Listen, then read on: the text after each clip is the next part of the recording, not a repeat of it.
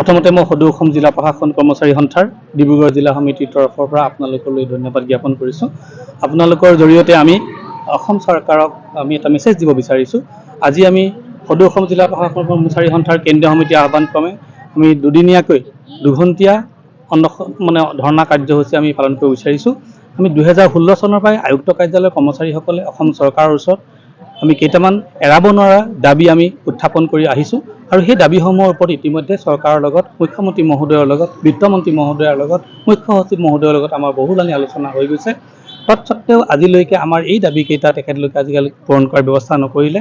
তেখেতলোকে পূৰণ কৰাৰ এইটো কাৰণেই পূৰণ কৰা নাই বুলি আমি ভাবিবলৈ বাধ্য হৈছোঁ যে তেখেতলোকে নিৰ্দেশনা দিয়াৰ পাছতো অসম চৰকাৰৰ সাধাৰণ প্ৰশাসন বিভাগ আৰু বিত্ত বিভাগৰ যি ঊৰ্ধ্বতন বিষয়াৰ যি হেমাহি, এই হেমাহিৰ কাৰণে আমি আয়ুক্ত কাৰ্যালয়ৰ কৰ্মচাৰীসকলে আমাৰ এই দাবীসমূহ পাবলৈ আমি পূৰণ কৰিবলৈ তেখেতলোকে অপাৰগ হৈছে আৰু আমাক এই দাবীসমূহ পূৰণ নকৰা পৰ্যন্ত আমি এই ধৰণৰ আমি আন্দোলনৰ কাৰ্যসূচী ল'বলৈ আমি বাধ্য থাকিম।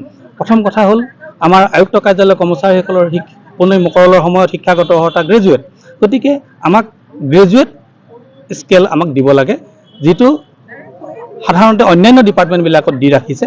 গতিকে আমাক আয়ুক্ত কাৰ্যালয়ৰ কৰ্মচাৰীসকলক এই গ্ৰেজুৱেট স্কেলটো প্ৰদান নকৰি, গ্ৰেজুৱেট গ্ৰেডটো প্ৰদান নকৰি আমাক প্ৰাপ্যৰ পৰা বঞ্চিত কৰি ৰাখিছে আৰু এইটো দিবৰ কাৰণে মুখ্যমন্ত্ৰী মহোদয় আৰু বিত্তমন্ত্ৰী মহোদয় ইতিমধ্যে ফাইনেন্স ডিপাৰ্টমেণ্ট আৰু জিএডিক ব্যৱস্থা গ্ৰহণ কৰি কোৱাৰ পাছতো আজি পৰ্যন্ত এইটো নহ'ল।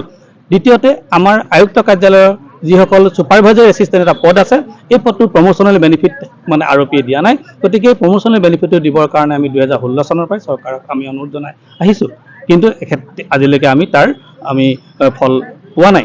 তৃতীয়তে আয়ুক্ত কাৰ্যালয়ত আমি অধীক্ষক আৰু গাণনিক লগতে মুখ্য সহায়ক পদৰ সৃষ্টিৰ কাৰণে আমি চৰকাৰক বাৰম্বাৰ অনুৰোধ জনাই আহিছোঁ, সেইটো তেখেতলোকে আমাক আজিলৈকে প্ৰদান কৰা নাই। আমাৰ আয়ুক্ত কাৰ্যালয়ত যিবিলাক জাৰিকাৰক আছে, জাৰিকাৰসকলৰ অতিৰিক্ত 3% তেওঁলোকে পাইছিল যদিও সেই 3% ৰিটায়াৰমেণ্টৰ সময়ত গভৰ্ণমেণ্টে কৰ্তন কৰি লৈছে। গতিকে এই অতিৰিক্ত 3% তেওঁলোকক পোৱাৰ ব্যৱস্থা কৰি দিয়াৰ দাবীত আজি আন্দোলন হৈছে। লগতে আয়ুক্ত কাৰ্যালয়ত মুখ্য পিয়নৰ এটা পদ সৃষ্টি কৰিব লাগে, আগতে সেইটো আছিল, সেইটো বৰ্তমান নোহোৱা কৰিছে। আমি সেই মুখ্য পিয়নৰ পদটো আমি পুনৰ বাহাল ৰাখিবৰ কাৰণেও আজি আমি আন্দোলনৰ কাৰ্যসূচী হাতত লৈছোঁ। আপোনালোকৰ জৰিয়তে আমি অসম চৰকাৰক জনাব বিচাৰিছোঁ যে আয়ুক্ত কাৰ্যালয়ৰ কৰ্মচাৰীসকল আজিৰ তাৰিখত সকলোবিলাক ডেভেলপমেণ্ট কামতে জড়িত হৈ থাকে। গতিকে অন্যান্য ডিপাৰ্টমেণ্টৰ তুলনাত নেচাৰ অফ ৱৰ্কছটো আমাৰ অত্যন্ত বেছি। গতিকে সেই অনুপাতে আমাৰ প্ৰাপ্যটোহে আমি বিচাৰিছোঁ, আমি বেছিকৈ আমি একো বিচৰা নাই।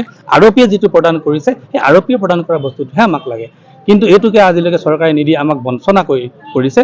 গতিকে আমি অত্যন্ত দুখ পাইছোঁ। আমাৰ কৰ্ম স্পৃহাৰ পৰা আৰম্ভ কৰি যিখিনি চৰকাৰী আমাৰ কাম কাজ থাকে, এইবিলাক কৰিবৰ কাৰণে কৰ্মচাৰীসকলক তেখেতলোকে এটা উৎসাহ দিব লাগে। যদি অসম চৰকাৰ বা চৰকাৰখন যদি এটা হৰি হয়, তেতিয়াহ'লে আমি কৰ্মচাৰীসকলে যে আমি হীৰা উপহীৰা, গতিকে এই হীৰা উপহীৰাবিলাকক তেখেতলোকে জীয়াই ৰখাৰ তেখেতলোকৰ দায়িত্ব। আৰু আজিৰ তাৰিখতো যদি তেখেতলোকে আমাৰ দাবী পূৰণৰ ব্যৱস্থা নকৰে, তেতিয়া আমি অনাগত 29 তাৰিখে আমাৰ দিনজোৰা কাৰ্যসূচী আমি সৰ্বাত্মক অসহযোগ কাৰ্যসূচী পালন কৰিম। আৰু 29 তাৰিখৰ পাছতো যদি নহয়, তেতিয়া জানুৱাৰী 3 তাৰিখত আমাৰ যিখন কৰ্ণধাৰ সমিতিৰ বৈঠক হ'ব, সেই বৈঠকত আমি পৰৱৰ্তী আন্দোলনৰ কাৰ্যসূচী ঘোষণা কৰাৰ হয়তো হ'ব পাৰে।